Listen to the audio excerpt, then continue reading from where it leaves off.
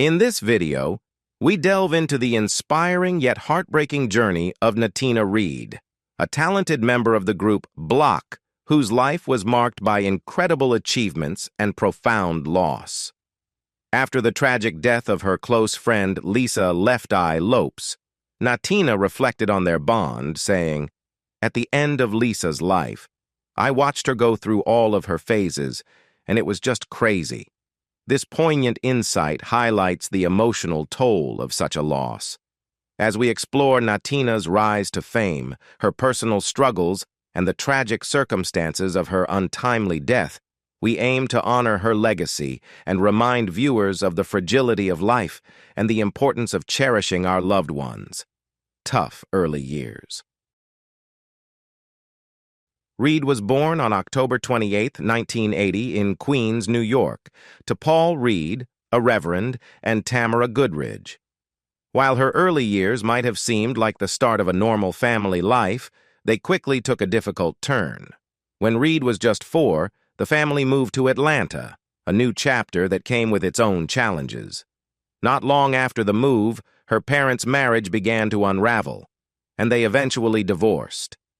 For a young child, this was a shattering experience. The emotional turmoil left Reed grappling with the feeling of having her world pulled apart. Her once whole family became fragmented. She now had to navigate life with a stepfather, Mark Goodridge, a stepmother, Lucy Reed, and 7 step-siblings who lived across the ocean in London. While her parents' separation was a deep source of pain, Reed also found herself wrestling with the complexity of this new blended family.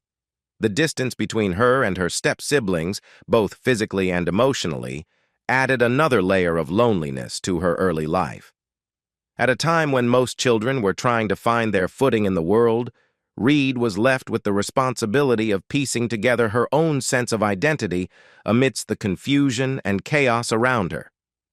Despite the challenges at home, Reed found comfort in her creativity. She channeled her emotions into artistic outlets, writing poems, making up jingles, and even modeling. By the age of 8, she had modeled for major brands like Macy's and Bloomingdale's and landed a role in a hot dog commercial. But her success in front of the camera couldn't fully shield her from the struggles she faced behind the scenes. Music became her true escape. At her father's church, Reed played the drums and took part in its drama ministry. She would beatbox, create rhythms by drumming on walls, and write lyrics that mirrored the melodies in her mind. These were the small moments where she could let go of the pain of her broken family and express the feelings she found difficult to put into words. Her creativity didn't go unnoticed. She sold one of her jingles to Sprite, a taste of recognition that gave her a small glimmer of hope. But even this success felt fleeting. Around the age of 13 or 14, still burdened by the complexities of her home life, Reed entered a songwriting competition. Winning the contest was a pivotal moment for her, a breakthrough that allowed her to start sharing her talent more openly. For the first time, Reed felt like her voice was being heard. Yet even as she began to experience these small victories, the weight of her family's fracture never truly left her. The loneliness, the feeling of not fully belonging in either her biological family or her new step-family, was a shadow that loomed over her early years. Still, Reed persisted, pouring all of her emotions into her music and hoping that one day her voice would be strong enough to rise above the pain. Her determination paid off when Lisa Left Eye Lopes from TLC discovered Reed through her brother, who worked as a talent scout. Lopes recognized the raw talent in Reed and hired her to write for TLC. For Reed, it was not just a job, it was an opportunity to step into a new world, far away from the personal struggles of her childhood. But even as her career began to take off, the echoes of her early years, filled with family turmoil and the search for belonging, continued to shape her story. While Reed attended Cedar Grove High School and tried to live the life of an average teenager, her journey had already been anything but ordinary. The challenges she faced in her formative years, from the emotional fallout of her parents' divorce to the complexity of navigating a blended family, left deep scars. But through it all, her creativity and resilience became her strongest weapons, guiding her through the heartbreak and loss that marked her early life. Blaque era. Lisa Left Eye Lopes saw something special in Reed and decided to create an outlet for her talent by forming the girl group Blaque, which stood for Believe, Life, Achieving, Quest, Unity, and Everything.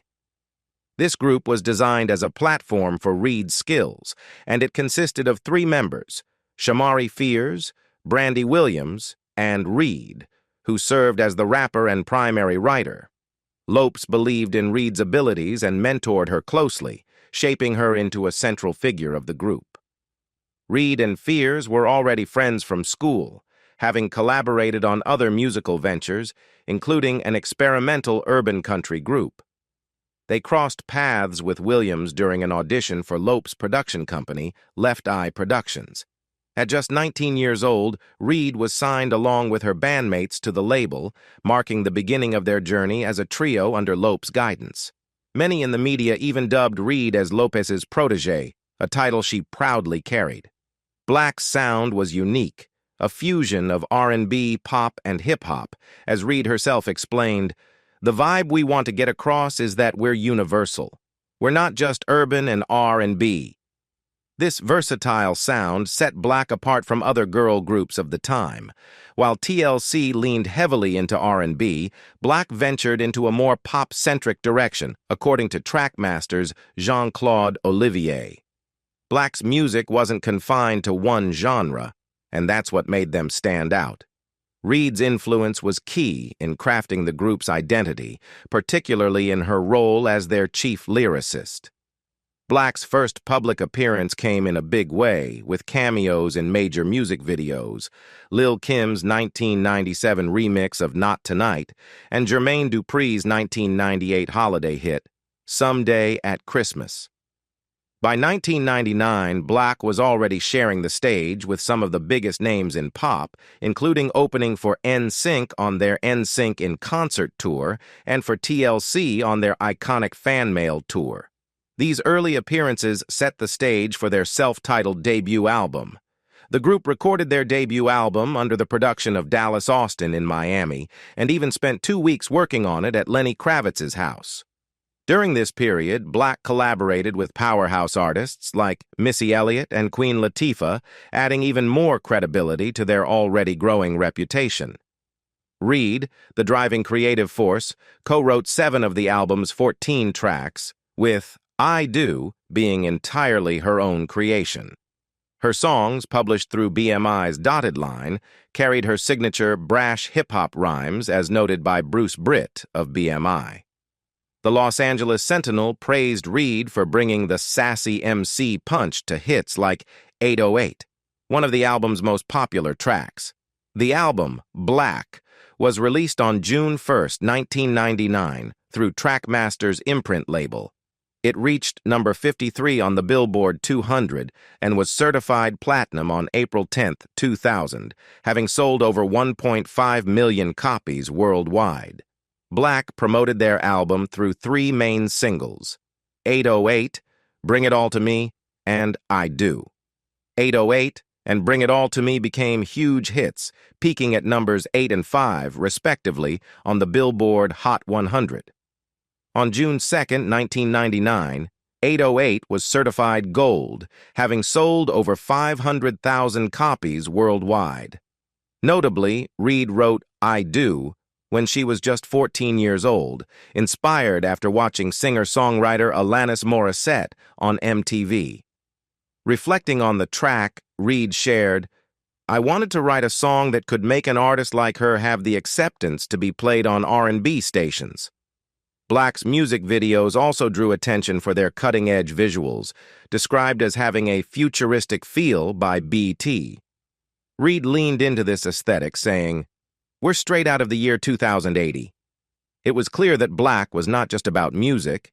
They were about setting trends and making bold statements.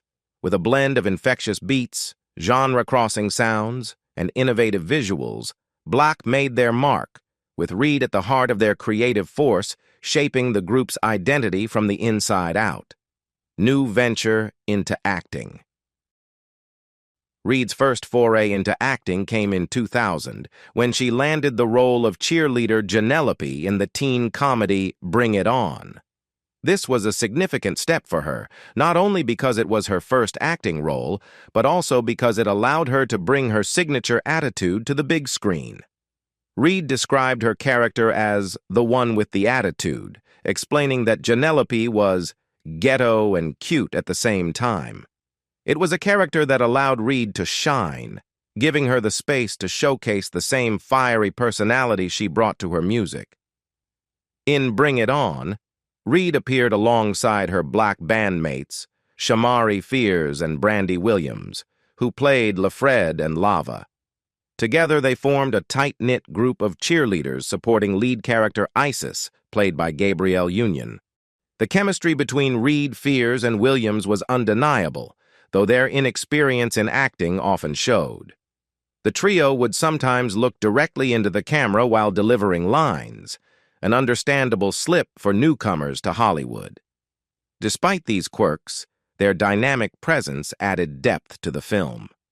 Beyond their on-screen roles, Blaque contributed 2 tracks to the movie's soundtrack, As If and a remix of Bring It All to Me featuring 50 Cent. These songs tied the group's musical success to their cinematic debut, creating a full-circle moment for Reed and her bandmates.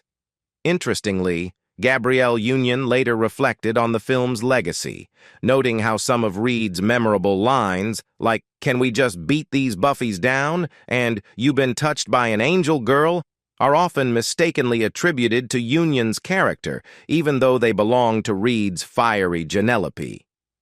Reed's next on-screen appearance came in 2001 when she played herself in an episode of the TV series 5IP. That same year, she took on a more personal project, collaborating with her then-fiancé rapper Corrupt on his single It's Over. Featured on the hook, Reed also appeared in the song's music video, playfully flirting with Corrupt. The song, while recognized as one of the tracks to watch by Vibe, wasn't without its critics. Some felt Reed's portion came off as childish and out of sync with the rest of the song. Still, It's Over managed to reach number 88 on the Billboard Hot R&B Hip-Hop Songs chart, further solidifying Reed's presence in the music industry. Reed's collaborations didn't stop there. She also appeared on Blaque's song Head to the Sky, a track featured on Lisa Lopes' debut solo album, Supernova. But despite these accomplishments, Blaque's second studio album, Blaque Out, faced significant setbacks. Originally released only in Japan on January 29, 2002, the album's release was delayed in the U.S. due to various complications, including the death of a band member's mother and technical issues. It wasn't until 2007 that the album was made available for digital download in the U.S., and it was eventually reissued in 2011. The lead single from Blaque Out, Can't Get It Back, was released in 2001 and was promoted with a music video. Despite their efforts, the song only reached number 91 on the Billboard Hot R&B Hip-Hop Songs chart. Still, Reed stood by the album, believing it to be Blaque's best work. She played a key role in shaping the album's sound as a songwriter, though not all reviews were favorable. In a critique of Blaque Out, Vibe's Demetria Lucas pointed out that Reed's verses and vocals bore too strong a resemblance to Lopes, creating a sense of monotony throughout the album. In 2002, Blaque made a cameo appearance in Jermaine Dupri's music video for Welcome to Atlanta, and Reed's song Rock Climber was featured on the compilation album Dragonfly Presents A Better Life Through Chemistry.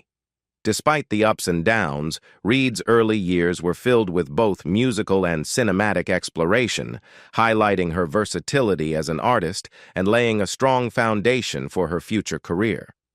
Her work with Blaque did not go unnoticed, earning the group several prestigious nominations and awards.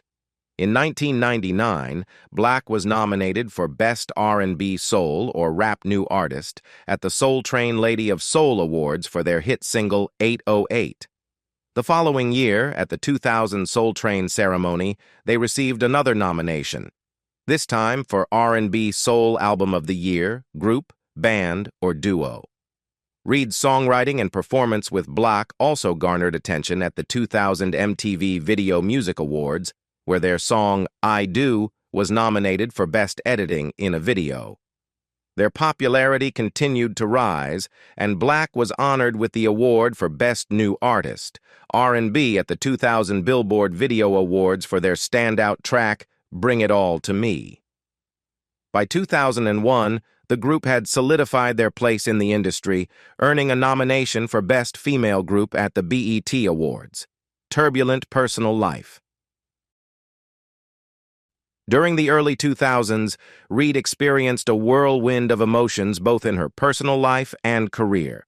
She became engaged to rapper Kurupt, and though the couple never made it down the aisle, their relationship was the focus of significant media attention. Initially, Reed and Kurupt planned to marry in the spring of 2001, but due to their busy schedules, the wedding was pushed to either 2002 or 2003.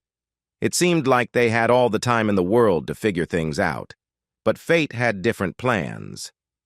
Amidst their engagement, tensions were brewing in the hip-hop world. Kurupt's ex-fiancé, rapper Foxy Brown, ignited a public feud by dissing Reed in her song 730 from the 2001 album Broken Silence. The diss was sharp, drawing attention to their complicated love triangle. Reed, however, refused to be drawn into the drama. In an interview with MTV News, she responded with maturity, saying, "You can't chase something that doesn't chase you back.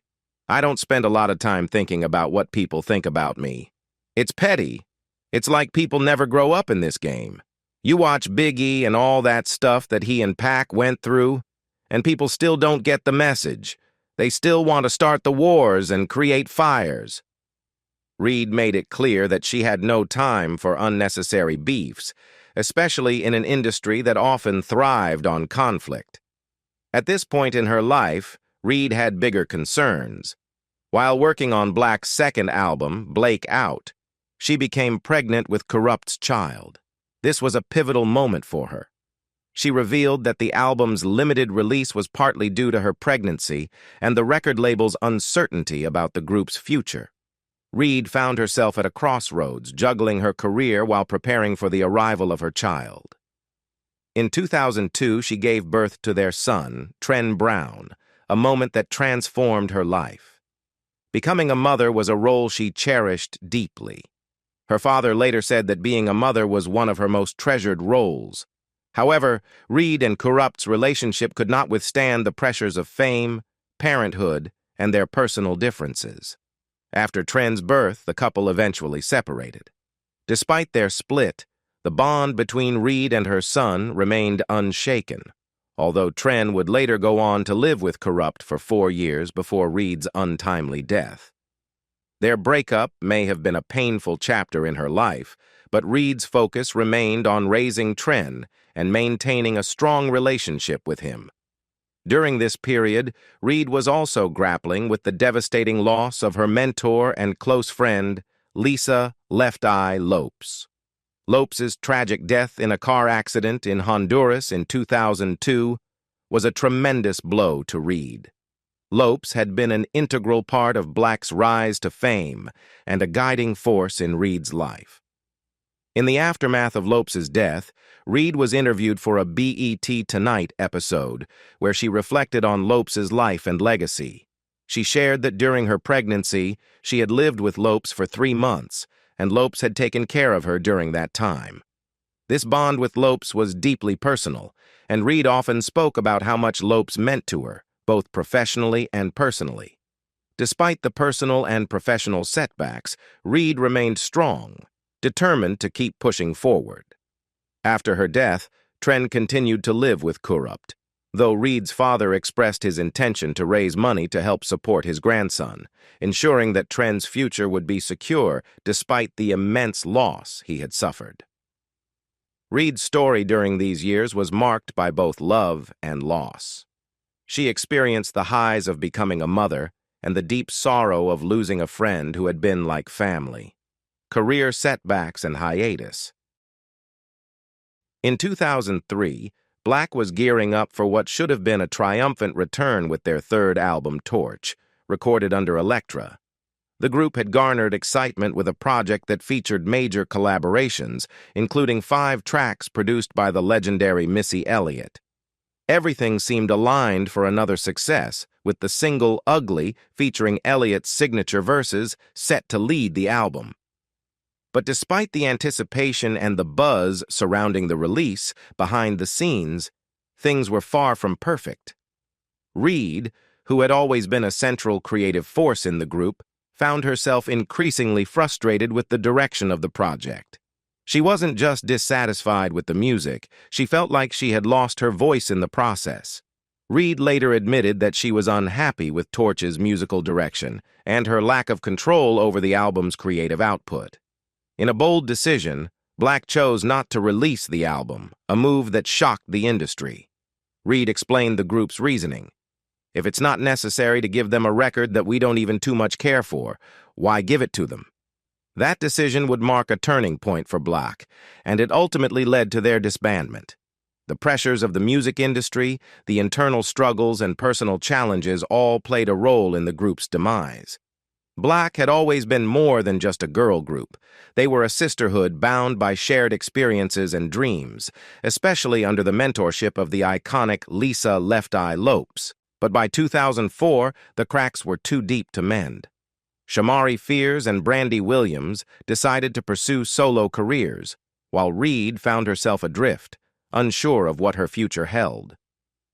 The dissolution of Blaque wasn't just the end of a musical chapter for Reed, it was a deeply personal blow.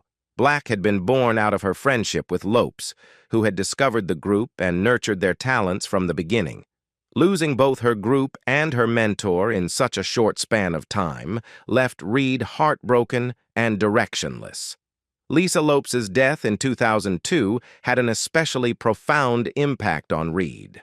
Lopes, who had been more than just a mentor, she had been Reed's biggest champion, the one who had given her the confidence to pursue her musical dreams.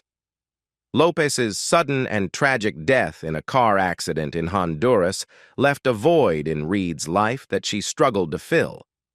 The grief was overwhelming, and Reed found herself without the guiding presence that had been so pivotal in her journey. The loss of Lopes, coupled with Blaque's disbandment, sent Reed into a dark period of her life. As Reed tried to pick up the pieces of her career, her personal life began to spiral out of control. In 2010, shocking news broke that Reed had been arrested in Gwinnett County, Georgia. The charges were severe: prostitution, disorderly conduct, and cocaine possession. The mugshots that accompanied the reports were plastered across the internet, tarnishing Reed's image. Her management team quickly denied the allegations, claiming that the photos were doctored by someone who had previously hacked into and deleted Reed's Twitter account. But despite their efforts to clear her name, the damage had already been done. The public perception of Reed shifted, and rumors swirled that she was caught in a downward spiral. Her reputation, once built on her musical talents and charm, was now clouded by scandal and controversy. Just a year later, in June 2011, Reed found herself back in the headlines for all the wrong reasons.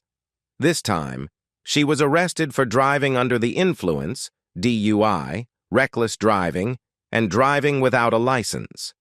It was revealed that her license had already been revoked due to a previous DUI charge.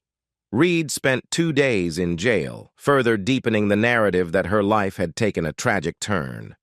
These arrests painted a bleak picture of Reed's reality, a talented artist struggling to navigate the harsh aftermath of a disbanded career and the loss of a close mentor. In the midst of her personal struggles, Blaque attempted a reunion.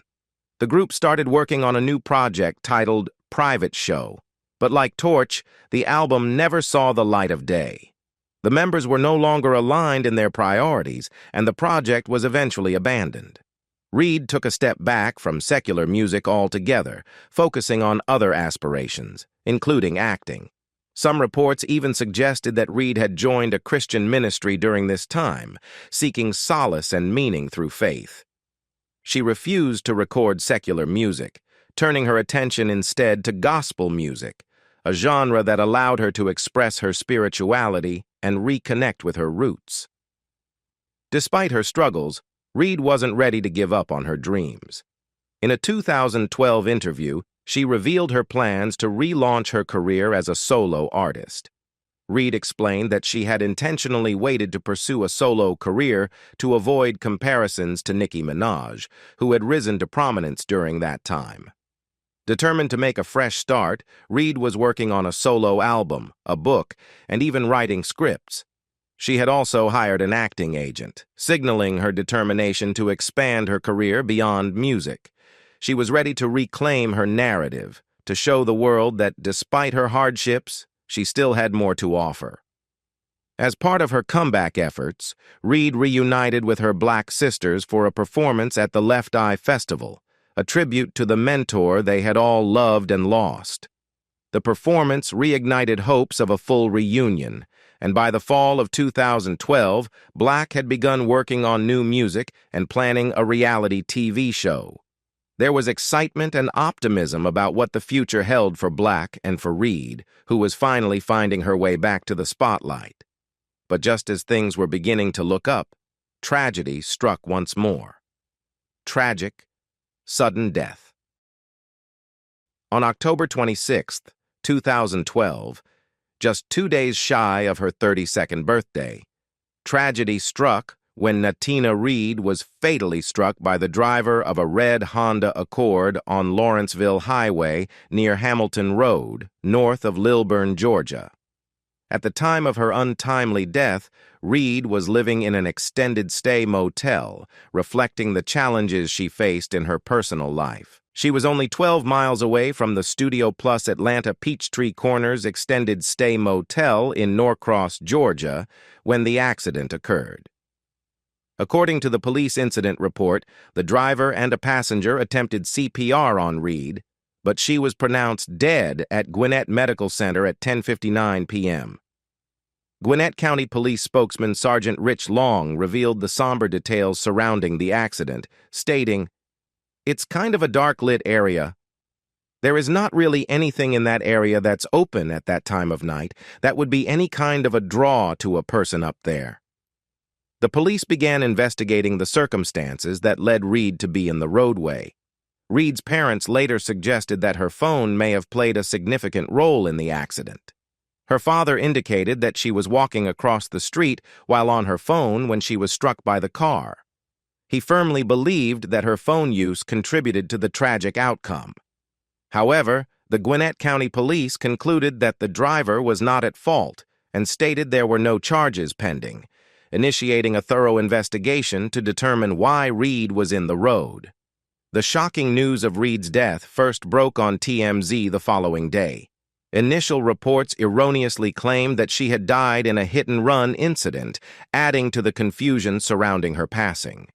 An obituary written by Reed's family was published in the Atlanta Journal-Constitution on October 30th, further solidifying the tragedy of her loss.